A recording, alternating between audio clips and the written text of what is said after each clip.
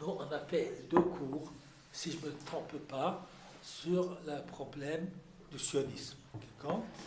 Et on a essayé de comprendre pourquoi le monde religieux orthodoxe est opposé au sionisme.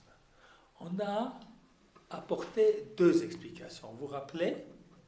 La première, c'était quoi? Voilà, la Gemara qui disait qu'il ne fallait pas se révolter contre les nations et qu'il ne fallait pas conquérir Israël par force. D'accord? Et puis le deuxième argument, on a vu ça la semaine dernière.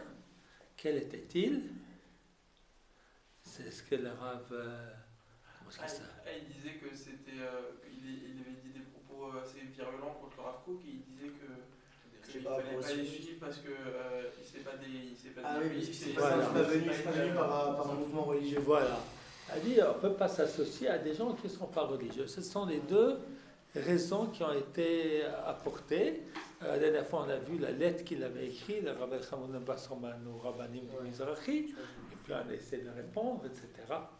Maintenant, je vais continuer là-dessus, plutôt sur le premier sujet qu'on a vu, et de voir les sources ilchatiques qu'il faut monter en Israël. Ça, on n'a pas vu encore.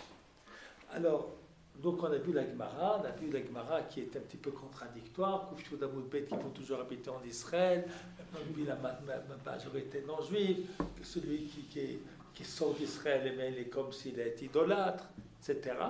Et puis ensuite on a vu la Gemara qui semblait dire qu'il ne fallait pas quitter Babel. Alors, bon, alors, dans la halakha, on a expliqué que c'est la Gemara Koufchou Damoud n'a pas été apportée par les décisionnaires. Et puis même s'il ne fallait pas quitter, c'était Babel, ce n'était pas les autres endroits. Maintenant, on va étudier les poskim, les décisionnaires. Alors, les décisionnaires, donc c'est après la Gemara. La Gemara, on peut toujours dire une Gemara comme ci, une Gemara comme ça, sont contradictoires. Alors on peut dire quelle est la Gemara qui va devoir être, c'est pour Abraham, voilà. Quelle est la Gemara qui va devoir être... Aujourd'hui, on va voir les poskim. Alors, les poskim, c'est qui? Ce sont trancher la halakha. Voilà.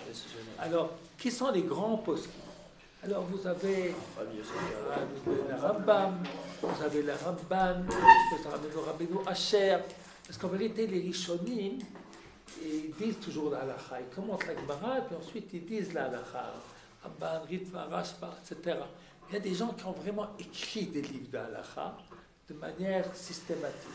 Ça, c'est le Riv, Rabbi Yitzhak Alfassi, qui était à Fès, et puis qui a fait un résumé de la Gemara en notant les Haggadot, en notant des discussions avec ce qui est halakha.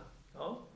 Ensuite, nous avons l'élève de son élève, qui est le Rambam, qui a fait un livre le plus énorme de l'histoire juive, de faire toutes les halakhot sur tous les sujets de manière organisée, par sujet, par thème, la Rambam. Alors, on va étudier la Rambam. Il y en a un autre qui s'appelle, évidemment, ensuite il y avait le Roche, Rabbeinu Asher, et le Tour, enfin son père, qui a fait un petit peu le même travail que les Rif, mais en rapportant aussi les poskim ashkenaz.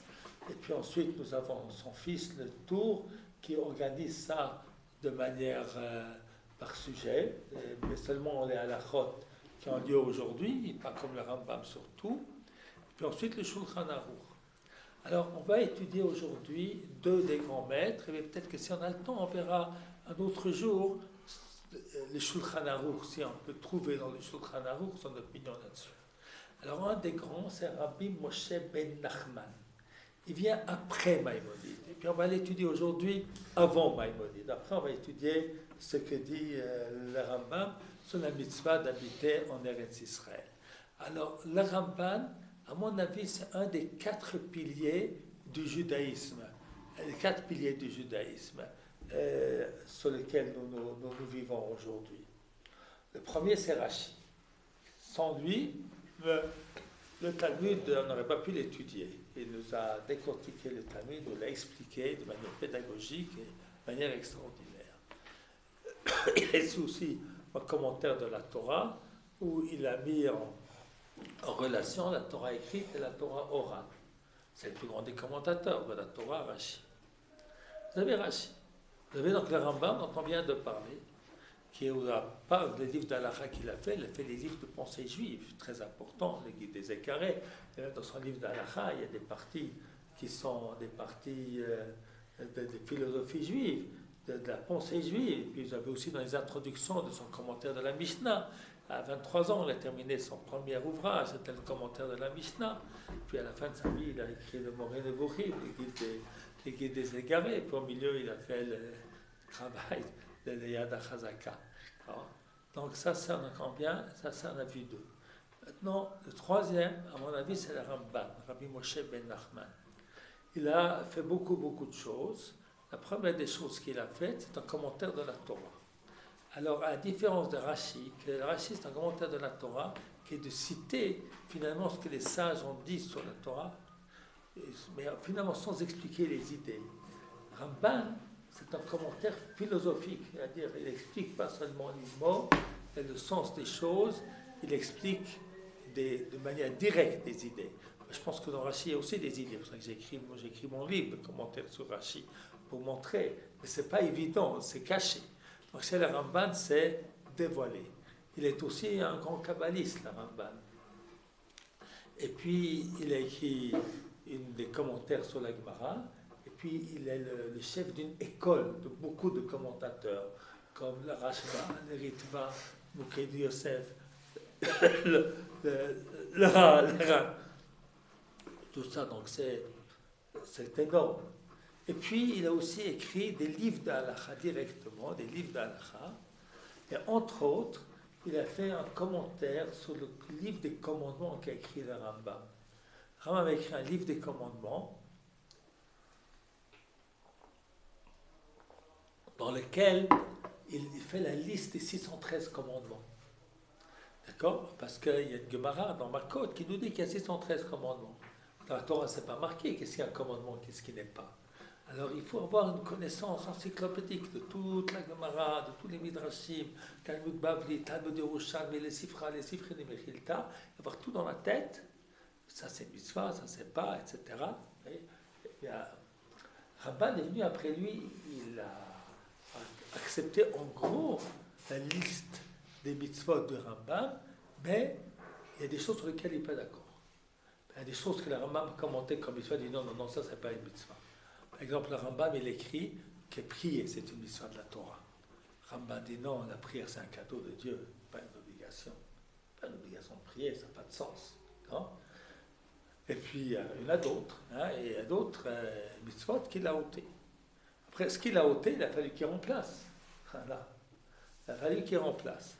Alors, après avoir donc, tous les commandements positifs qu'a écrit le Rambam, il j'ôte ça pour telle raison. Puis ensuite, il a dit, je rajoute ça. Et c'est le texte que nous allons voir maintenant, c'est une mitzvah que le Rambam a écrit et qui dit que le Rambam n'a pas mis dans sa liste des commandements. Vous voyez? Alors, il y a plusieurs choses. Par exemple, il dit qu'il y a une mitzvah de se souvenir de Matan Torah. C'est pas marqué ça dans le Rambam. Il dit qu'il y a une mitzvah de Mechalel Shabbat pour sauver la vie. Sur la halakha, le Rambam est d'accord, on n'a pas fait un commandement positif. Il y a pour lui, Birkat Torah, c'est une mitzvah de la Torah, ce qui n'est pas l'opinion du Rambam, etc. Et maintenant, on va voir la mitzvah numéro 4. Voilà. Alors, si vous tournez la page, vous voyez, voilà. Alors, pour comprendre ce qu'il dit, il faut d'abord voir un verset de la Torah qui se trouve dans la Parashat Massé, qui dit, Dieu dit, vous prendrez possession du pays, vous y habiterez,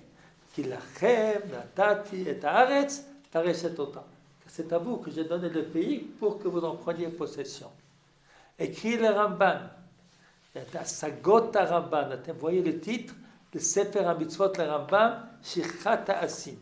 Donc ce sont les remarques du Ramban sur le livre des commandements du Rambam, Shirchat HaAsim. Vous voyez la liste des commandements positifs qu'il a oubliés. Il y en a sur les sacrifices, il y a toutes sortes. Alors, on va voir Mitzvah Revi'it. Voilà le quatrième commandement. Shenistavinu la reshet haaretz asher natan ha'el yitbarav v'yitaleh l'avoteinu. que nous avons l'obligation de prendre possession du pays qu'Akadosh Baruch Hu a donné à nos ancêtres Abraham, Yitzhak et Yaakov. V'lo nazva biyad zulateinu min harubot od ishmama. Donc, dans cette mitzvah, il y a 3 parties. C'est la conquête.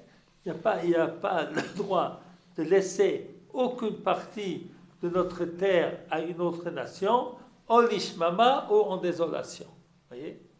Alors, très fort, l'explication du Ramban. Donc, et puis alors, il explique que c'est un commandement positif qui est de tous les temps. Et la Torah nous a donné les frontières. Hein? Donc, ce n'est pas une promesse, ce verset-là. Il nous dit que c'est une mitzvah. Hein? De Voilà. prendre jusqu'au nous, ce qu'on doit prendre, quoi. Oui. De la terre d'Israël. La terre d'Israël. Par exemple, on va lire ça. Pour Amrou Lahem, alors je dis le verset suivant, c'est le verset qu'on a cité tout à l'heure.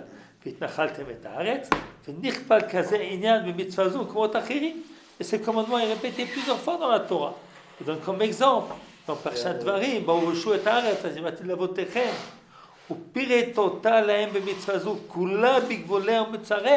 il a donné toutes les frontières de cette mitzvah-là. Comme Moshe Amar,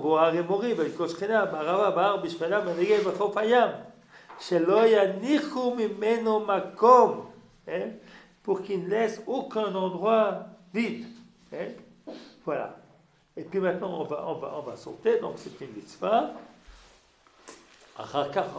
Maintenant, il va parler de la mitzvah, cette mitzvah-là, de conquête du pays. Elle s'adresse à qui? C'est qui doit faire la conquête du pays? C'est les Juifs. C'est les Juifs. C'est un Juif, c'est une mitzvah pour David.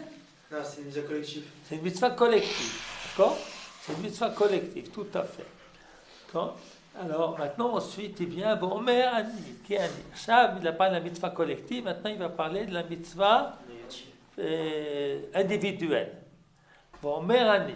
Et j'ai dit, qu'un mitzvah, shechachamim mafligim ba, pehi dirat eretz Israël, la mitzvah sur laquelle les sages disent des choses extraordinaires, qui est l'habitation en Israël, Hachamrouch, à ce qu'ils ont dit, la Gemara qu'on a étudiée, שכל היוצא ממנה עבדו בחוץ לארץ יהיה בעיניך כעובד עבודה זרה, שנאמר כי ישוני היום מסתפר מנחת השם למולך עבוד אלוהים אחרים, c'est-à-dire que tout celui qui quitte le pays est considéré comme un idolâtre.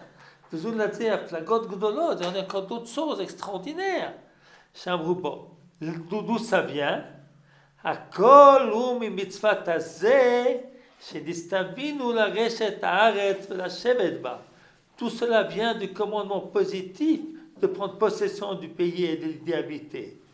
אם כן היא מצוות עשה לדורות. C'est un commandement positif pour toutes les générations. מתחייב כל יחיד ממנו, qui oblige chaque individu. ואפילו בזמן גלות, כי ידוע בתלמוד ובמקומות הרבה.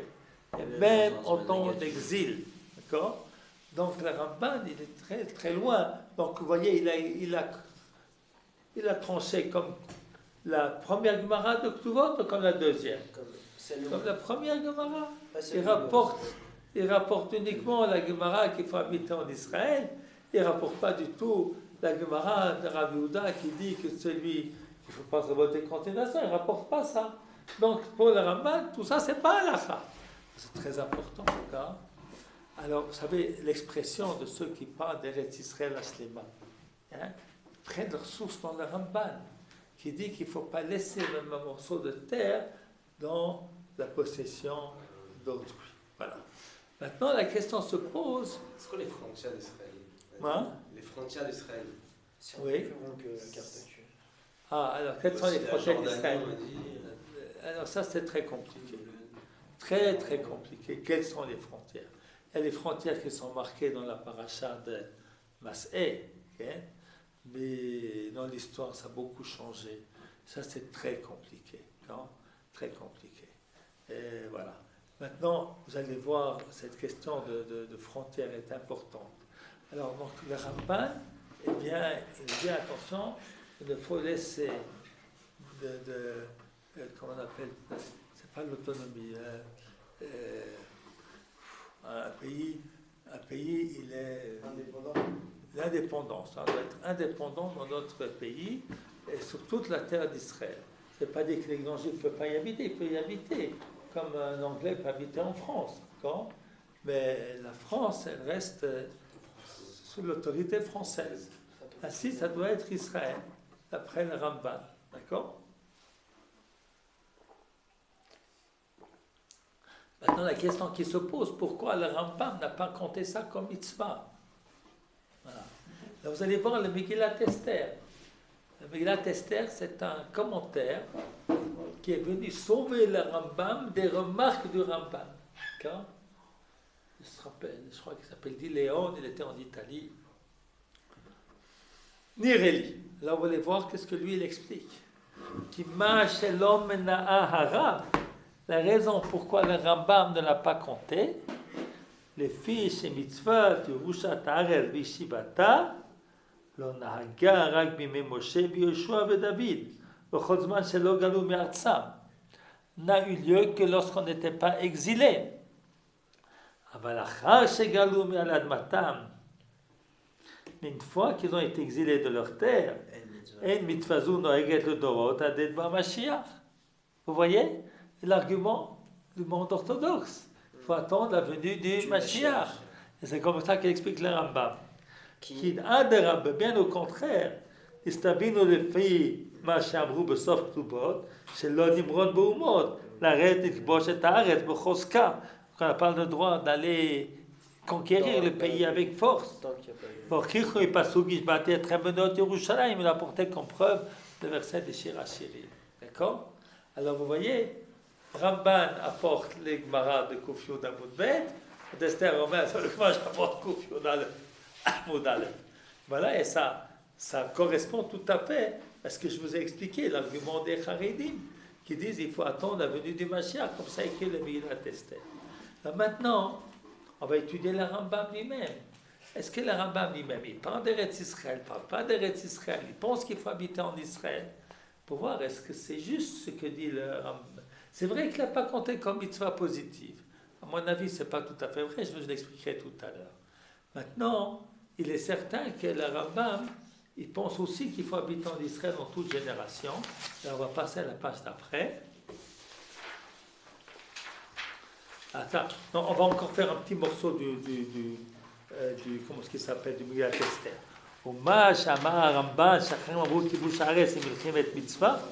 Parce que le Ramban a cité de nos sages que quand le pays c'est Milchemet Mitzvah, parce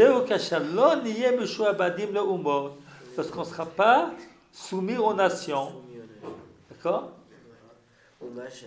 Et puisqu'il a dit aussi des choses extraordinaires que chaque individu doit habiter, eh bien, Zedavke Bisman chez Bet Hamikdash Kayam, parce qu'il y a le Bet Hamikdash.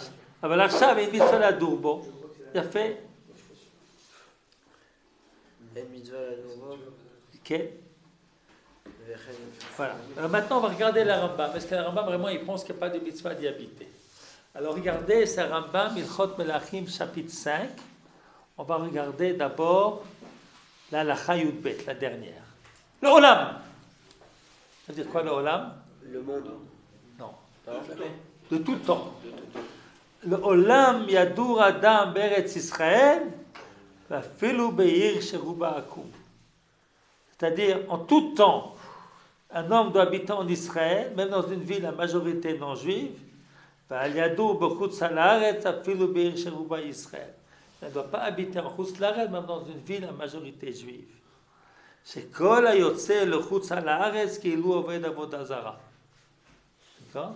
Eh bien, il a rapporté la Gemara Kuf Yud Amud Bet, נכון? שנאמר, כי גירשון היום מסתפע בנחלת השם לאמור לעבוד עליהם אחרים. ובפורענות הוא אומר, לפי היהודי ולאדמת ישראל לא יבואו.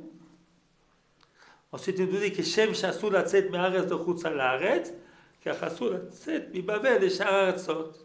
Il ne faut pas quitter Babel pour les autres pays. שנאמר, בבל יבואו ושם יהיו עד יום פוקדי אותם. Alors, vous voyez ici que le Rambam dit clairement qu'il faut habiter en Israël. Le Megillat Esther ne connaissait pas ce Rambam. Alors je pense moi que le Megillat Esther, il dit simplement que ce n'est pas un commandement positif, mais que de la Torah. Mais c'est sûr qu'il faut habiter en Israël. Il ne veut pas contredire le Rambam qui vient défendre. Mais c'est une mitzvah de Rabbanan.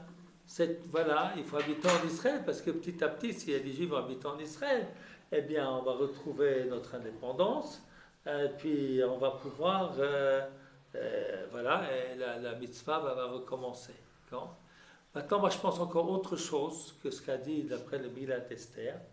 C'est ce qu'il a dit qu'il n'y avait pas de mitzvah au temps de Galout jusqu'à la venue du Mashiach. C'est parce que lui, il pensait que le Galout se terminera par le Mashiach. Mais si ça se termine autrement, il sera aussi d'accord. Parce que vous regardez, au Mashamar Ramban, ce qu'a dit le Ramban,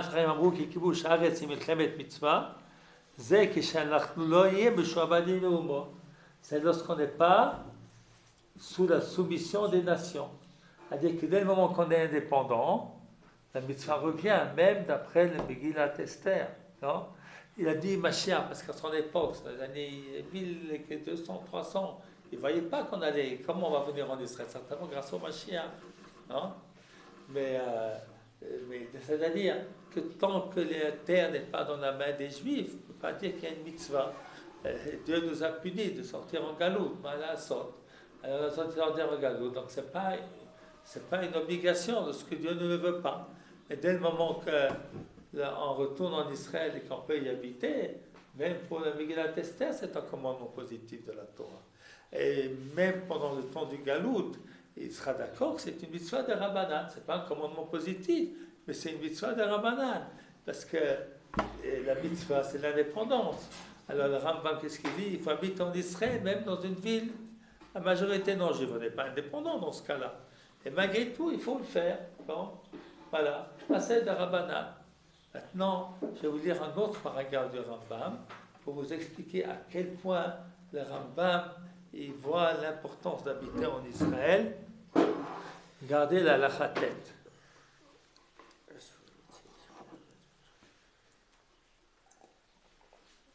Asur latzet me'eretz Israël. Vous voyez, vous êtes avec moi, vous regardez. Ouais, Abraham, c'est pas avec moi. Moi, je suis désorienté depuis mon retour. Quoi? Je suis un peu désorienté depuis mon retour, je m'excuse. Voilà. Alors essaye de voir à la lachatet. Tu vas me la lire, toi. Asur. Latzet me'eretz Israël, lechutza le'eretz la'olam, ela lilmod Torah, o lisa Isha. o le'atzil min ha'akum. Ve'yachzor la'aretz. Qu'est-ce qui signifie? On n'a pas le droit de quitter le pays, sauf pour étudier la Torah, pour se marier, ou pour sauver de l'argent qu'un goy nous doit. Il nous doit beaucoup d'argent, et il se trouve en Chutz La'aretz, alors on a le droit de sortir pour récupérer cet argent. Et pèleriner arabe ça, il n'a pas écrit, mais voilà. וכן יוצאו לסחורה. אבל לשכון בחוצה לארץ אסור, אלא אם כן חזק שם הרעב עד שנעשה שווה דינר, חיטין בשני דינרים. Alors, il a le droit de sortir pour du commerce, et puis également, donc on a droit, tout ça c'est un voyage, et on revient. Alors peut-être que pèleriner à Méron, pas Méron, ça s'appelle où ça, les Breslev, ils vont à Ouman. Peut-être que ça aussi c'est permis. Et les vacances? Alors, d'après le Mishnah Berurah, c'est assourd de quitter Israël pour les vacances. Maintenant, il y a des poskim qui disent que c'est pas aujourd'hui sortir comme dans le temps. Sortir, c'était sortir des mois ou des années. Aujourd'hui, c'est un avion en aller-retour. Ça rentre pas dans l'interdit. Voilà. Même pas. Si tu veux y aller 3 jours, tu vas 3 jours et tu reviens, c'est 4 heures de. Il y a un risque de pouvoir revenir avec. Oui. Parce que c'était des longs voyages avec les bateaux et tout, on pouvait. Et même c'était dangereux. Aujourd'hui, c'est un avion de 4h30 et l'avion c'est plus sur nous. Oui. אבל לשכון בחוץ לארץ אסור. C'est-à-dire, s'installer en Chutz La'aretz, ça c'est interdit. Sauf si la famine en Israël est tellement forte qu'il y a une famine et que tu achetais la nourriture, c'est très très cher, il y a une inflation de 100%. C'est chavé dinar chitin b'shtei dinarim, que le blé qui valait 100 shekels, la tonne, d'un coup veut 200 shekels. Non? Mais dvurim amurim, quand c'est qu'on dit cela, que shayu amaot metsuyot, qu'il y a de l'argent, à période beyokel, les fruits sont chers, avonim à période besoin, les fruits sont bon marché. Que l'oïm samaot l'homme maïstake, il n'a pas d'argent, il ne peut pas gagner sa vie. Vavda pruta minakis, il n'y a pas un sou dans la poche. Yetze le chol makom shipso berevach. Pikuach nefesh. Il a le droit de sortir, là on va pouvoir vivre. Ve'afal pi shemutar latzet. Bien que c'est permis de sortir dans ces circonstances-là. Ena midat chassidut. Une petite seconde, termine la phrase. C'est pas une manière de piété. Sharei Machlon v'Kilion Shnei Gdolei Adorim. Machlon et Kilion, au temps d'Avimelech, après l'histoire de Ruth, étaient des grands de leur génération. Umipnei Tzara Gdola Yatsu. Ils sont sortis parce qu'il y avait une grande famine. V'nitraivu Klaya Lamakom, et Dieu a décidé de les tuer. Donc, tu n'es pas obligé de rester, mais ce qui va t'arriver, c'est mieux de rester. Voilà, maintenant j'écoute ta question. Comment tu t'appelles, Johan? Ouais, ça vous avez à peu près répondu. Mais si par exemple on propose un gros salaire, une très bonne place ou quoi, on se l'arrête, est-ce qu'il faut accepter ou pas d'enregistrer? Non. Non, bien sûr que non. Alors que ici, par exemple, tu galères ou quoi? Tu galères, mais tu peux vivre. C'est seulement si tu n'as pas de quoi vivre qu'on peut sortir. J'essaie de vivre chichement. Eh bien, on vit chichement ici. Voilà. Alors, Tu peux dire comment les gens répondent à cette question? Les gens ils répondent à cette question, ils te disent moi je pars direct, mais par contre je vais donner un gros masser. J'oublie pas la zac. Je fais pas la zaga. Je vais faire de la géographie. Je travaille Shabbat, mais je fais un gros masser. Voilà. Alors, vous voyez que le Rambam lui-même, il dit qu'il faut habiter en Israël. Alors, c'est bizarre qu'il n'a pas commenté ça comme commandement positif. Alors, une des explications, finalement, c'est ce qu'a dit le Megillat Esther, on va le dire peut-être autrement, de manière aussi... vous savez que lorsque les Juifs ont fait la faute des explorateurs, Dieu leur a dit, vous êtes punis, vous ne pouvez pas entrer en Israël. Maintenant, par exemple, si quelqu'un ne fait pas Shabbat, est-ce qu'on va lui dire, tu ne fais pas Shabbat prochain? Non. Donc, c'est une mitzvah un petit peu différente, la mitzvah d'Yeshuva Haaretz. C'est une mitzvah quand même qui dépend qu'on puisse la faire. Non? Qu'on puisse la faire. Alors, il faut toujours s'efforcer de la faire, non? Mais on ne peut pas donner une obligation de ce que ce n'est pas possible. Non? Voilà un petit peu ce qu'on peut expliquer pour le Rambam. Mais la vérité, d'après moi, le Rambam compte ça aussi comme mitzvah, et je vais vous le montrer. Mais c'est inclus dans une autre mitzvah. Regardez le paragraphe 1, Halacha Aleph. Halacha Aleph, le Rambam nous dit En amelech nilcham tchila ela milchemet mitzvah. La première guerre que fait le roi, c'est milchemet mitzvah. Et Izui milchemet mitzvah. C'est quoi le milchemet mitzvah? Zu milchemet shiva amimim. C'est la guerre contre les 7 peuples habitants d'Israël. Ou milchemet Amalek, et la guerre contre Amalek. Bezrat Israël, miyatzar sheba alehen. Et c'est les Juifs contre des ennemis. Après qu'on a conquis tout Israël, on peut faire des guerres permises. C'est pour agrandir le peuple. Alors ensuite, il nous dit dans la Chabet que Milchemet Mitzvah, on n'a pas besoin de demander l'autorisation du tribunal, tandis que Milchemet Areshut, il faut. Ensuite, à la Chavav, que lorsqu'on a conquis, en plus d'Israël, encore des territoires, Azeki Bouj Rabim, c'est une conquête de la collectivité d'Israël. Paris Eretz Israël, c'est Kavash Yeshua le Chol Davar. C'est Eretz Israël comme ça conquit Yeshua en tout. C'est après qu'il a conquis tout Eretz Israël qui est marqué dans la Torah. Alors, il faut conquérir le pays ou pas, d'après le Rambam? Bien sûr que oui. Ça fait partie pour lui de la mitzvah de la guerre contre les 7 peuples. Les 7 peuples étaient les peuples qui habitaient Eretz Israël. Et la mitzvah de la guerre contre les 7 peuples, c'est la mitzvah de la conquête d'Eretz Israël. Et pourquoi elle n'a pas compté ça comme mitzvah tassée? Parce que c'est une mitzvah qu'on a fait une fois dans l'histoire. Une fois que tu as conquis, de Eretz Canaan, c'est devenu Eretz Israël. Après, si on te vole le pays, c'est pas tu conquiers. C'est tu reprends. Tu reprends. C'est sauver des ennemis qui viennent contre toi. Hein? Alors c'est pour ça qu'il n'a pas compté. C'est pas parce que c'est pas une mitzvah. C'est une mitzvah qui a été accomplie. C'est pas une mitzvah pour les générations parce qu'elle a été accomplie. Après, il faut se protéger contre ceux qui veulent nous nuire. Malgré tout, il me semble qu'il y a une différence pratique entre le Rambam et le Ramban. C'est que selon le Ramban, effectivement, tout prendre est essentiel. Non? Pour le Rambam, on peut comprendre que il de dire en tout moment, attention, il faut que tu fasses tout. Non? Ça aussi dépend des possibilités, ce qu'on peut faire. Il y a une Gemara dans Sanhedrin qui nous explique qu'il y avait un âne qui avait une petite maison, et puis il est parti, et puis il y a un cheval qui est entré.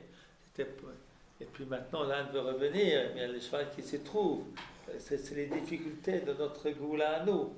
Quand on a quitté, il y a un moment, il y avait que 5000 juifs en Israël. Il n'y avait pas beaucoup d'arabes non plus, mais il y avait quand même. D'accord?